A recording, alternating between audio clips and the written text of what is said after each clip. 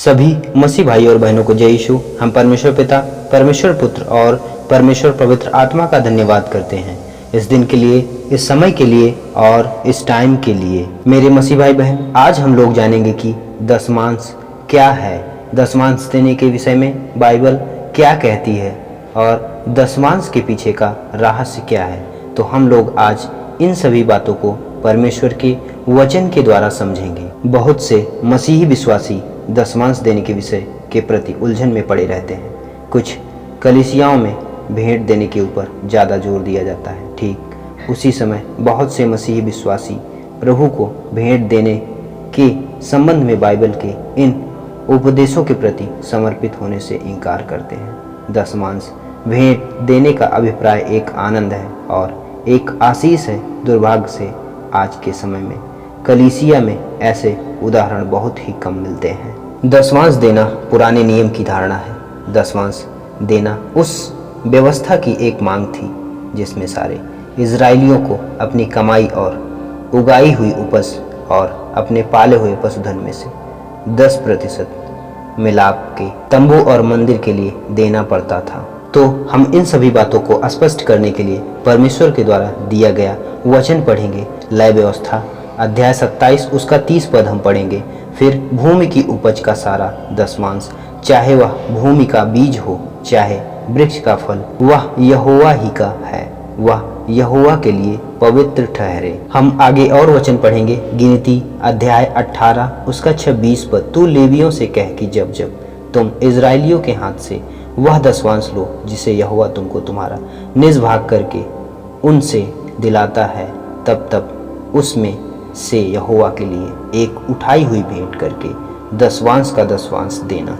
दूसरा इतिहास अध्याय 31 उसका 5 पद हम पढ़ेंगे। यह आज्ञा सुनते ही इजरायली अन्न, नया दाख मधु, टटका तेल, मधु आदि खेती की सब भांति की पहली उपज बहुतायत से देने और सब वस्तुओं का दशमांश अधिक मात्रा में लाने लगे। सच्चाई तो यह है कि पुराने नियम में कई तरह के दशमांश को देने की मांग की गई है। एक लेवियों के लिए, एक मंदिर और त्योहारों में उपयोग के लिए और एक गरीब की जमीन के लिए, जो लगभग पूरी कमाई का 23.3% बनता है। कुछ पुराने नियम के दशमांश को एक तरह का ऐसा कर समझते हैं जो कि बलिदान तंत्र व्यवस्था में पुरोहितों और लेवियों की आवश्यकताओं को पूरा करने के लिए दिया जाता था।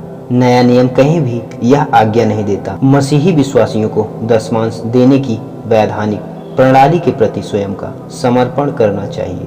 नया नियम कहीं भी कमाई के एक निश्चित प्रतिशत को अलग करने के लिए निर्देश नहीं देता, परंतु केवल इतना कहता है कि भेंट हर एक अपनी आमदनी के अनुसार अलग करे। हम नए नियम में दिए गए कुछ वचन पढ़ेंगे जो दशमांश के बारे में संकेत करते हैं।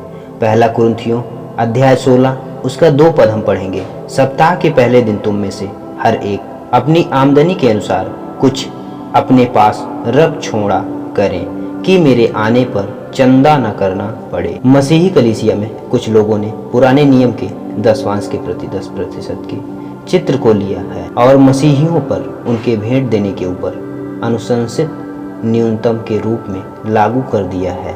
नया नियम भेंट देने के महत्व और लाभों के बारे में बात करता है। हमें अपनी योग्यता के अनुसार देना चाहिए। कई बार इसका अर्थ 10% से भी बहुत अधिक होता है, कई बार इसका अर्थ कम से कम होता है। यह सब कुछ मसीहियों की योग्यता और कलीसिया की आवश्यकताओं के ऊपर निर्भर होता है। प्रत्येक मसीही विश्वासी को दशमांश देने में हिस्सा लेने और या इसे कितना देना चाहिए के प्रति बड़ी मेहनत से प्रार्थना और परमेश्वर के ज्ञान की खोज करनी चाहिए। याकूब अध्याय 1 उसका 5वां पद हम पढ़ेंगे। पर यदि तुम में से किसी को बुद्धि की घटी हो तो परमेश्वर से मांगे, जो बिना उलाहना दिए सबको उदारता से देता है और उसको दी जाएगी।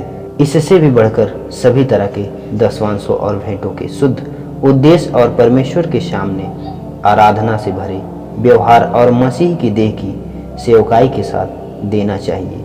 हर एक जन जैसा मन में ठाने वैसा ही दान करे, ना कुड़कुड़ के और ना दबाव से, क्योंकि परमेश्वर हर्ष से देने वाले से प्रेम रखता है। हमारा पिता जितना खुश दसवांश से नहीं होता, उससे कहीं 4 गुना तब खुश होता है जब कोई व्यक्ति अपनी सांसारिक लालसाओं को छोड़कर परमेश्वर प्रभु यीशु मसीह के द्वारा बताए गए मार्ग पर चलता है। तब हमारा यहोवा परमेश्वर अधिक खुश होता है। तो हमें यह समझना बहुत जरूरी है कि परमेश्वर हमारे दसवांश से खुश नहीं है। वो खुश तब होता है जब आप उसके वचन के अनुसार और उसके आज्ञा के अनुसार चलते हैं। आप हमेशा सांसारिक वासनाओं में, सांसारिक प्रक्रियाओं में लिप्त हैं और दसवांश दे रहे हैं, सोचते हैं कि हमारा पाप और श्राप मुक्त हो जाएगा, तो उससे हमारा कुछ भी कल्याण होने वाला नहीं है। हमारा परमेश्वर दसवांश से नहीं, हमारे मन फिराने से हमसे खुश होता है। तो हम इन सभी बातों को समझें और उसी के अनुसार चलें, तभी हमें आशीषें मिलेगी। सभी मसीह भाई और बहनों को जय यीशु। हम परमेश्वर पिता, परमेश्वर पुत्र और परमेश्वर पवित्र आत्मा का धन्यवाद करते हैं, इस दिन के लिए, इस समय के लिए और इस टाइम के लिए।